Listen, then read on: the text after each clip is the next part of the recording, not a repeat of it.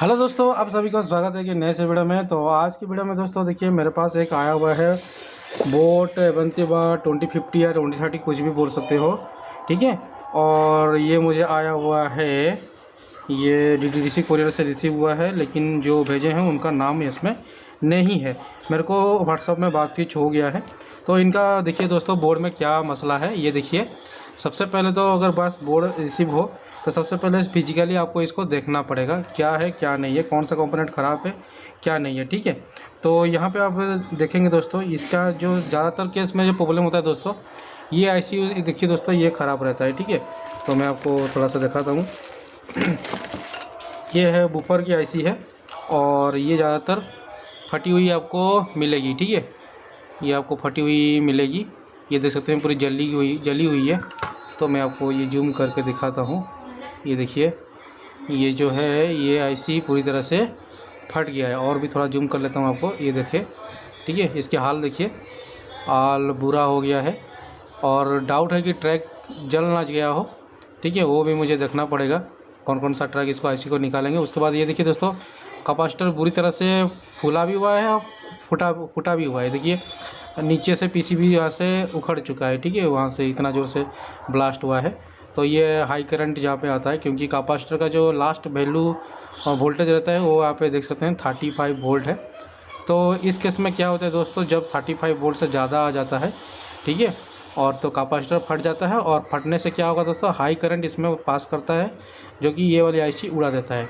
तो इस केस में क्या है दोस्तों, 50-50 आपका बोर्ड बनने का चांस रहता है, ठीक है। 50-50 पकड़ लीजिए, या तो 70-30% पकड़ लीजिए।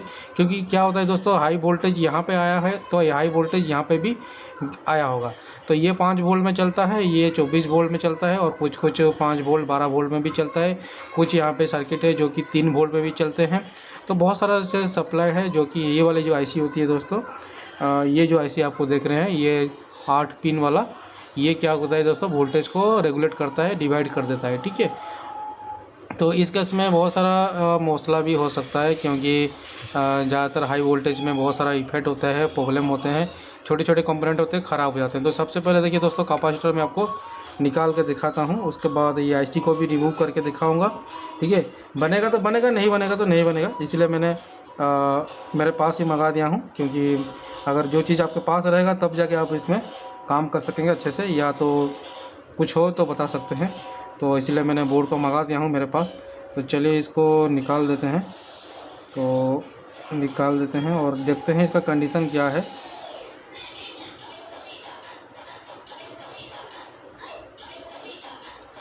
कंडीशन तो बुरा है, और एक तो है इसके अंदर में फंसा हुआ है।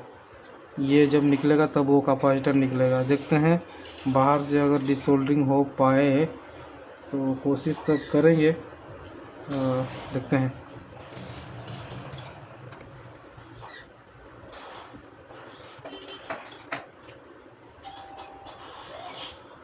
तो एक लेग तो निकल चुका है, और दूसरा लेग को देखते हैं, निकालते हैं।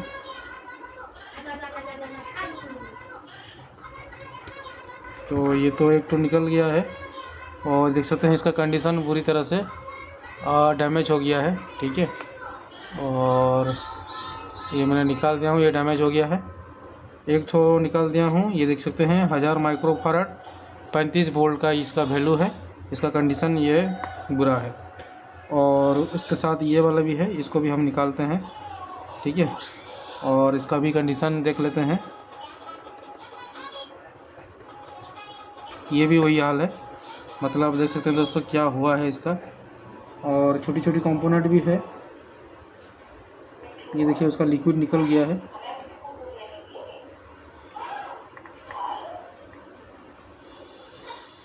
अच्छे से क्लीन करना पड़ेगा, और देखते हैं शॉर्टिंग नहीं हो, इसलिए मुझे देखना पड़ेगा कहीं पे शॉर्टिंग तो नहीं है। और बाकी जो PCB जो है, डबल लेयर PCB है, उसको क्लीन करने के लिए दूसरा मेथड में हम इसको क्लीन कर लेंगे, ठीक है। फ़िलहाल तो हम इसको रिमूव कर दिए हैं, ठीक है, मेन जो प्रॉब्लम था। और ये तो पूरी तरह से प्रॉब्लम होगा। मल्टीमीटर में आपको चेक करके दिखाता हूँ। तो देखते हैं शॉर्टिंग भी के साउंड कुछ आता है क्या कैपेसिटर में, तो देख लेते हैं। यहाँ पे रीडिंग कुछ 500 का ऊपर दिखा रहा है।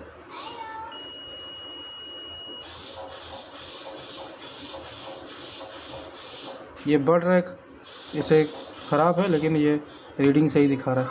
और एक तो था यहाँ पे है, इसको भी चेक करते हैं। इसमें भी रीडिंग दिखा रहा है। ठीक है, हम तो नया डालेंगे इसमें, और पीसी में देखते हैं, एक बार इसको क्लीन कर लेते हैं। इसका पूरा लिक्विड निकल गया है। तो चलिए दोनों कैपेसिटर में देखते हैं। शॉर्टिंग नहीं दिखा रहा है तो चेक कर लेते हैं। शॉर्टिंग तो नहीं है, अभी नहीं दिखा रहा है। यहाँ पे भी शॉर्टिंग नहीं दिखा रहा है। और यहाँ पे एक और शॉर्टकी डायोड है, उसको भी हम चेक कर लेते हैं। रीडिंग देखिए आ रहा है दोनों तरफ से।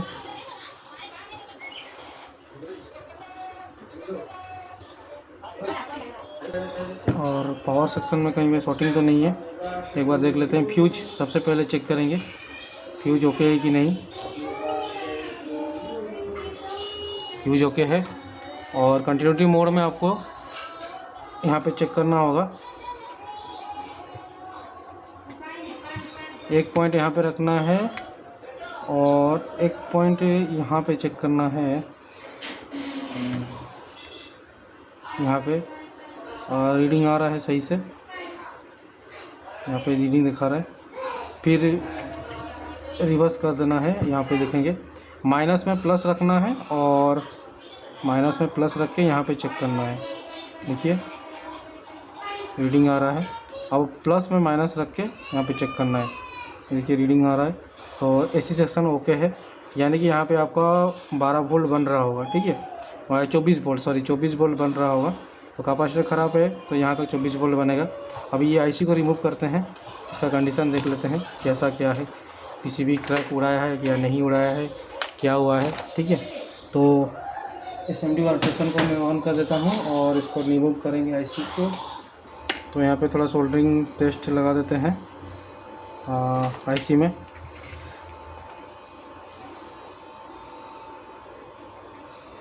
तो बगल बगल में अच्छे अच्छे कंपोनेंट है, वो जैसे डैमेज ना हो। ठीक है, चलिए निकालते हैं इसको।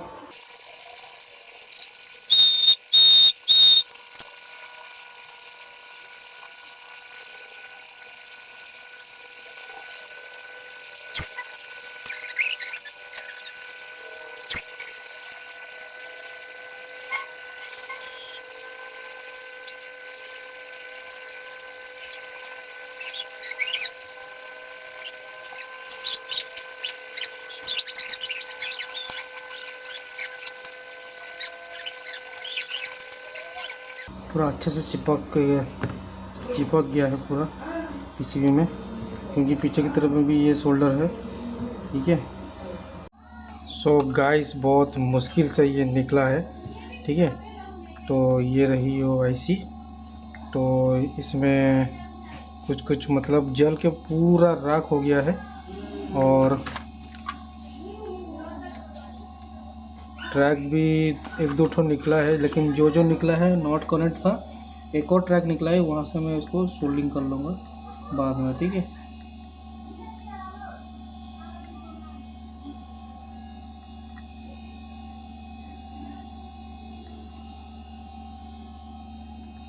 अच्छे से क्लीन करना पड़ेगा इसको।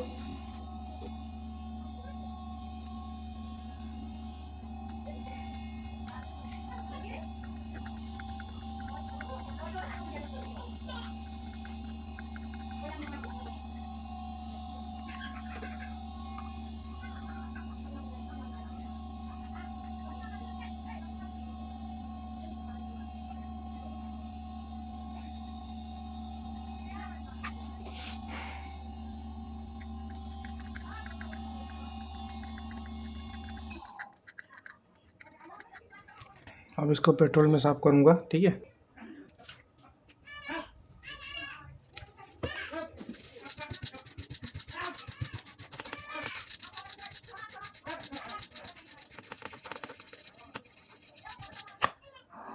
तो एक पॉइंट मैंने ग्राउंड में रख दिया हूँ और जितना भी कैपेसिटर है सबका एक तरफ का आपका बीक की साउंड आएगा जितना भी कैपेसिटर है, ठीक है।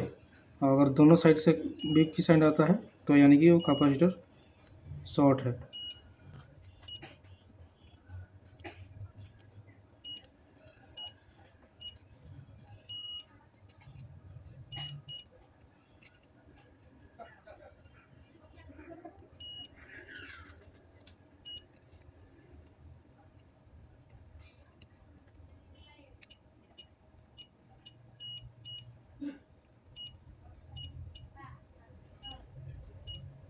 तो लगभग तो सब सही लग रहा है। अब इसमें पावर दे के देखते हैं। सो चलिए, इसमें इसका जो होल है इसको खोल लेते हैं सबसे पहले। कैपेसिटर लगाने से बाद ही पता चलेगा यहाँ पे वोल्टेज कितना आ रहा है, ठीक है। कोशिश कर पाएंगे, कोशिश करेंगे, हुआ तो हुआ, नहीं तो नहीं, ठीक है। इसको कंप्लीट करेंगे, ठीक है। तो दोस्तों, इसके जो कैपेसिटर ख़राब हुआ था 1000 माइक्रोफैराड 35 वोल्ट, तो मैं यहाँ पे यूज कर रहा हूँ केल्ट्रॉन का 1000 माइक्रोफैराड 35 वोल्ट। यहाँ पे 2 यूज होगा। तो सबसे पहले मुझे ये चेक करना है कि यहाँ पे जो ब्लास्ट हुआ था कैपेसिटर का, उसमें पिन में कोई भी डैमेज ना हो। तो मैं एक बार चेक कर लेता हूँ, ठीक है। नेगेटिव को नेगेटिव में चाहिए। यहाँ पे कुछ भी शॉर्टिंग नहीं दिखा रहा है। यहाँ पे एक कैपेसिटर लगा हुआ है, वहाँ पे मैं चेक करता हूँ।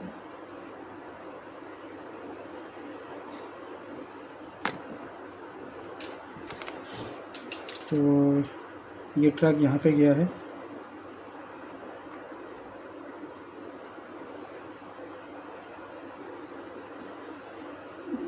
और ये वाली ट्रैक इसके नीचे से होते हुए इसको निकालता हूँ, ठीक है।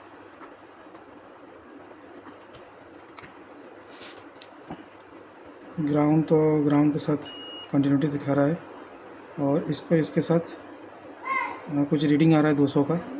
तो यहाँ से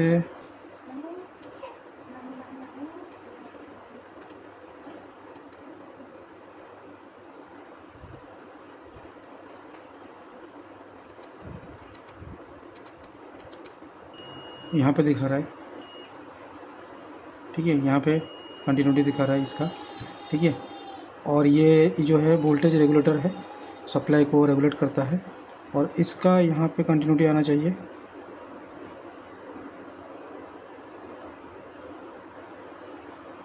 या यहाँ पे कहीं पे आना चाहिए। अच्छा, ये वाली पिन में कंटिन्यूटी आ रहा है, ठीक है। ये शायद पीछे से ट्रैक गया है।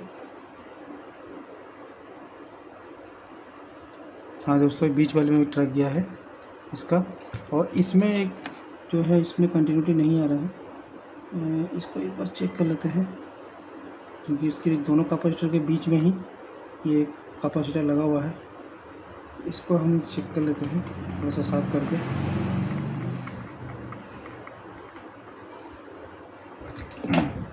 और पावर सप्लाई देके चालू करेंगे। इसमें 24 वोल्ट आना चाहिए और 5 वोल्ट कहीं कहीं पर आना चाहिए, तो आ जाएगा। तो हम इसमें आईसी लगा देंगे, ठीक है। और यहाँ पे अभी आ गया है, ठीक है। अभी कैपेसिटर लगा सकते हैं इसमें। तो चलिए, प्लस माइनस देख के इसमें कैपेसिटर लगाना है। बड़ी लेग प्लस, छोटी लेग माइनस, या तो यहाँ पे ये माइनस है, इसको हम देख के सर्किट में इस तरह से वाइट लाइनिंग है वो नेगेटिव रहता है, या तो पीसीबी में लिखा हुआ है प्लस माइनस करके, तो हम इस तरह से लगा देंगे, ठीक है।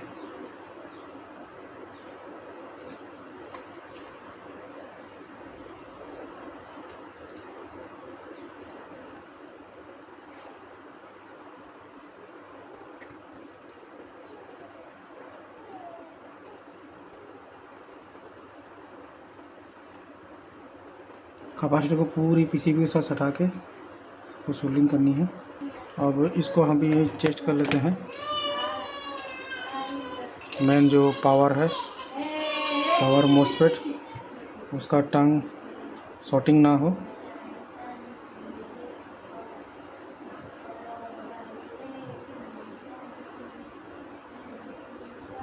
शॉर्टिंग नहीं है। ट्रांसफार्मर की कॉइल, ठीक है। तो इसमें जो पावर देना है और इसको टेस्ट करना है, ये चालू हुआ कि नहीं हुआ। यहाँ पे ब्लू एलईडी ब्लिंक करेगा और चालू हो जाएगा। उसके बाद इसकी बेस की ऊपर की आईसी हम बाद में इसमें प्लेस करेंगे। तो सबसे पहले देखते हैं कि ये बोर्ड चालू हुआ कि नहीं हुआ, ठीक है। तो इसको हम करेंगे सीरीज में टेस्ट करेंगे, ठीक है, सीरीज लैंप से। तो ये मैं इसे यहाँ पे एक सीरीज बल्ब यूज करूँगा जो कि आपकी फ्रिज की है, रेफ्रिजरेटर की है, और 10 वाट की बल्ब है और 250 वोल्ट की है, ठीक है। और इसमें मैं सीरीज लैंप करूँगा। तो चलिए और सीरीज लैंप के लिए रेडी करते हैं इसको। तो हमारा यहाँ तक का पिन का वायरिंग जो है वो ओके है, मैंने आपको चेक करके दिखा दिया था। तो एक लाइन है इसमें, एक जो छोटी सी वायर मैं लिया हूँ उसको यहाँ पे जोड़ देनी है, ठीक है। यहाँ पे जोड़ देनी है इस तरह से, ठीक है, ये जोड़ दिया। अब सीरीज़ का एक वायर कोई सा भी इसमें आप जोड़ दीजिए। यहाँ पे मैं जोड़ देता हूँ क्योंकि हमारा यहाँ पे फ्यूज भी ओके है, ठीक है, मैंने जोड़ दिया। अब मेरे पास कौन सा वायर बचा, एक बचा ये रेड वायर, ठीक है, मेरे पास है कि ये रेड वायर बचा और ये ग्रीन वायर बचा, ठीक है। तो नीचे मैं सारा चीज़ को मैं साफ़ कर लेता हूँ और एक पेपर यहाँ पे दे देता हूँ। और अब इसको चालू करेंगे, देखेंगे, ठीक है। आपके सामने में दोनों है, बल्ब कैसा जल रहेगा। और इसके पावर देने के लिए मैं इस टाइप की एक एसी वाली ये वाली सॉकेट का यूज़ करूँगा, ठीक है। तो चलिए सबसे पहले मैं इसमें पावर लगा देता हूँ। इसमें ये इसके अंदर में डालना है, तो इसको इसके अंदर में डाल दिया और रेड वायर को इसके अंदर में डाल दिया। अब इसको मैं चेक करूँगा और डायरेक्ट देखें, अभी देखते हैं दोस्तों क्या होता है। चलिए मैं इसको लगा देता हूँ। अब जो होगा आपके सामने में होगा और वोल्टेज भी चेक करेंगे, ठीक है। यहाँ पे मल्टीमीटर है यहाँ पे सामने में, ठीक है। अब इसका वोल्टेज हम चेक करेंगे, पावर देते हैं।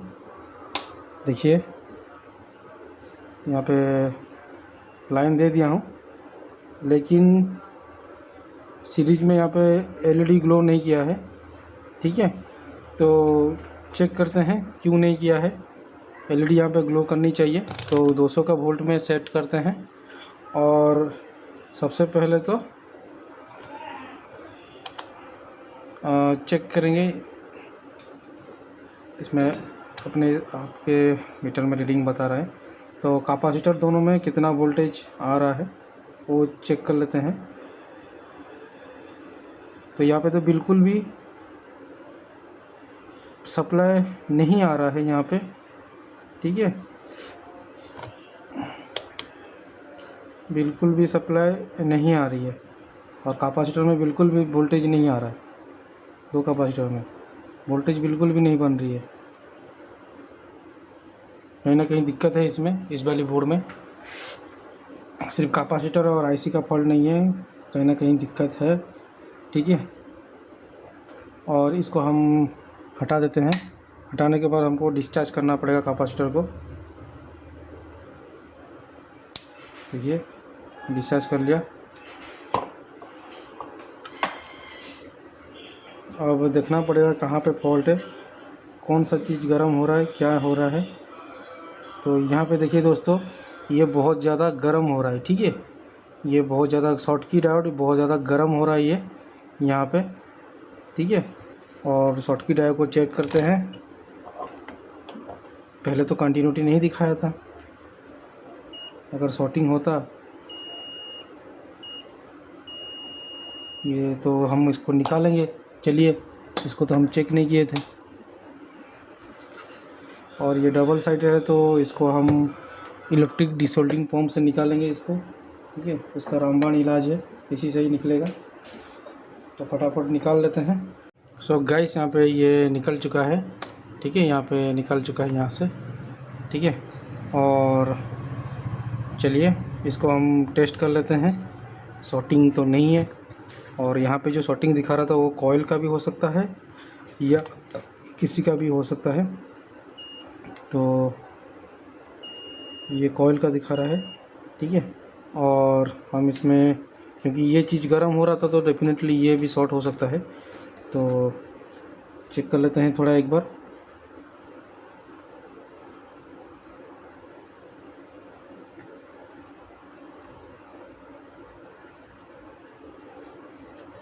तो यहाँ से यहाँ तक का ये 187 दिखा रहा है, और यहाँ पे 187 दिखा रहा है, और यहाँ पे, तो यानी कि ये सीख है, लेकिन गर्म हो रहा था तो इसलिए मैंने इसको निकाल दिया, ठीक है। तो अब चलिए दोस्तों इसमें देखते हैं।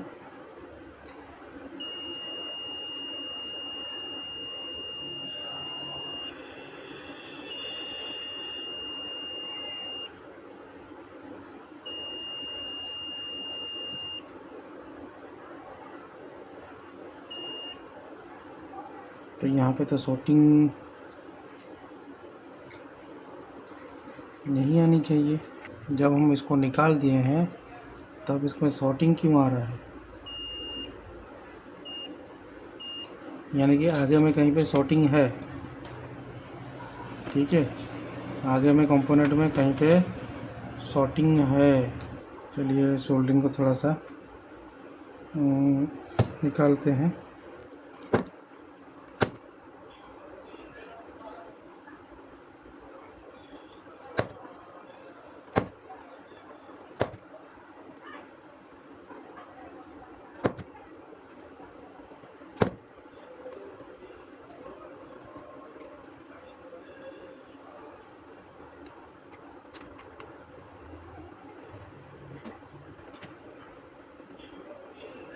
देखिए अभी शॉर्टिंग हट गया है, ठीक है। शॉर्टिंग हट गया है, यानी ग्राउंड के साथ शॉर्टिंग था, इसलिए यहाँ पे शॉर्टिंग दिखा रहा था, ठीक है। अभी देखिए अभी ओके हो गया है, हाँ ठीक है। अभी ये कैपेसिटर में सोल्डिंग करते टाइम प्लस माइनस का शॉर्टिंग हो गया था, कहीं पे कहीं ग्राउंड के साथ ये शॉर्टिंग बैठ गया था, ठीक से, इसीलिए इसे हो रहा था। तो अभी देखते हैं, क्योंकि इसको हटाने के बाद भी शॉर्टिंग नहीं आना चाहिए, आ रहा था, ठीक है। ये कैपेसिटर का है, डाउन होके फिर बढ़ गया, ठीक है। तो यानी कि ये ठीक है, और इसको हम दोबारा वापस लगा लेते हैं। तो चलिए चेक कर देते हैं। अभी इसमें कोई सा भी शॉर्टिंग नहीं आएगा, देखिए शॉर्टिंग नहीं आ रहा है। अब रीडिंग आ गया है, ठीक है। अब चलिए इसको हम दोबारा से एसी लाइन में चेक करते हैं।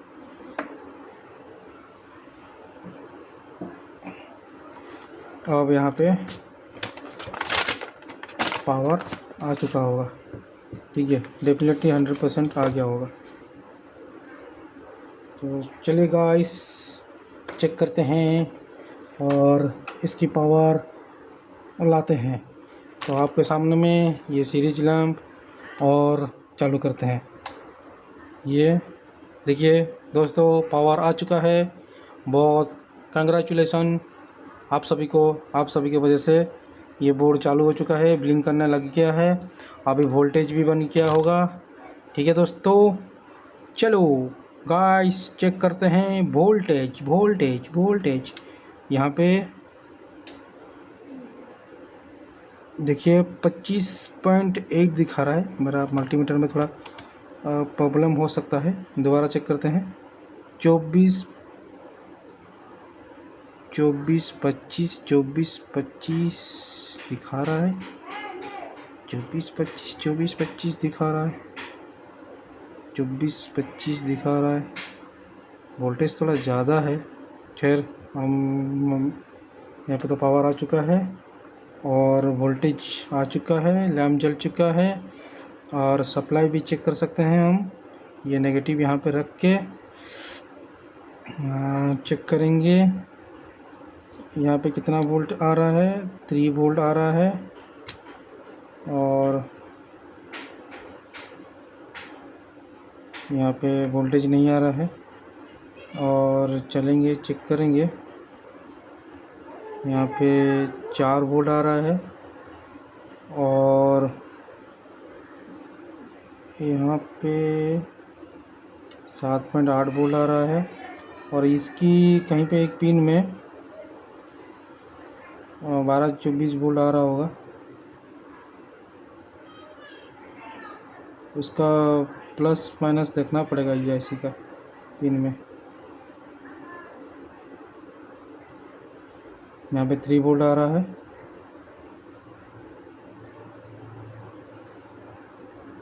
यहाँ पे देखिए 24.8 25 वोल्ट आसपास यहाँ पे आ रहा है ये कैपेसिटर में, ठीक है।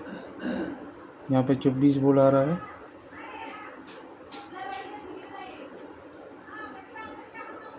तो यहाँ पे सप्लाई आ चुका है और देखते हैं कोई सा कंपोनेंट गर्म तो नहीं हो रहा है। यहाँ पे थोड़ा सा हीटिंग कौन सा इशू आ रहा है। यहाँ पे कुछ रेजिस्टेंस है जो कि हीट हो रहे हैं। ये भी हीट हो रहा है, ऐसा नहीं कि हीट नहीं हो रहा है, ये भी हीट हो रहा है। और मेन जो IC है ये हीट नहीं हो रहा है, ठीक है। तो इसका भी ब्लूटूथ आ चुका होगा, ठीक है।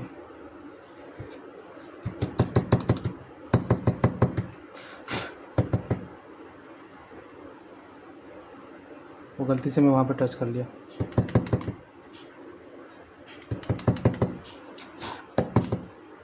अब इसको बंद करता हूँ, फिर दोबारा चालू करता हूँ।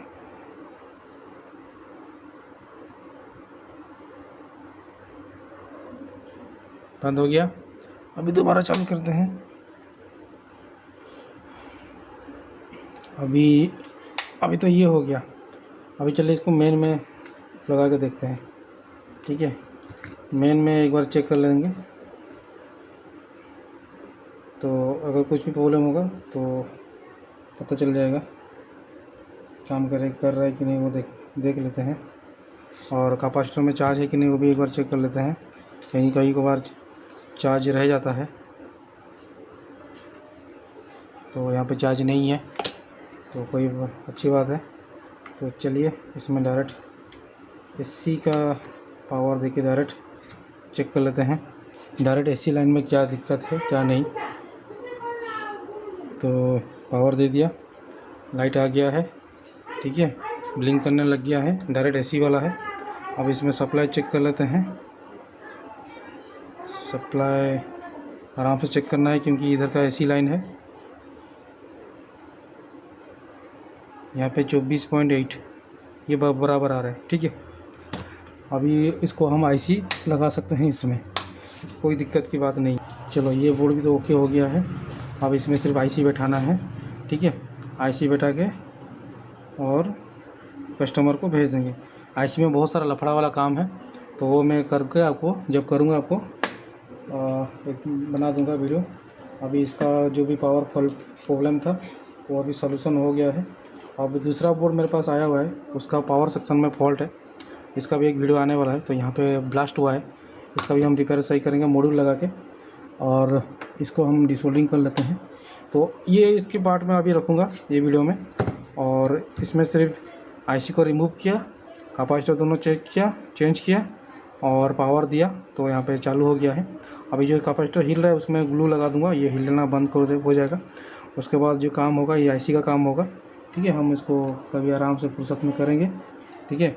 और IC का जो नंबर है इसमें ये लगता है AD83586B लगता है इसमें, ठीक है। जो भी वायरिंग मैंने किया था उसको मैं हटा देता हूँ, डिसोल्डरिंग कर लेता हूँ। चलिए ये बोर्ड रेडी हो गया है। तो ये पार्ट में इतना ही दोस्तों। आई होप दोस्तों की छोटी सी इंफॉर्मेटिव वीडियो आप सबको अच्छी लगी। वीडियो अच्छी लगी तो लाइक कर दीजिए, दोस्तों के साथ शेयर कर दीजिए। और मिलता हूँ दोस्तों इस टाइप की इंटरेस्टिंग टॉपिक के साथ। तब तक के लिए हंसते रहिए, मुस्कुराते रहिए। जय हिंद दोस्तों, नमस्कार दोस्तों। इसकी IC वाला पार्ट जरूर आएगा, IC बैठा देंगे और इस बोर्ड को कस्टमर को भेज देंगे। तो इसकी सेकंड पार्ट जल्दी आएगा और इसका दूसरी बोर्ड का रिपेयरिंग का भी वीडियो बहुत जल्द आएगा, ठीक है।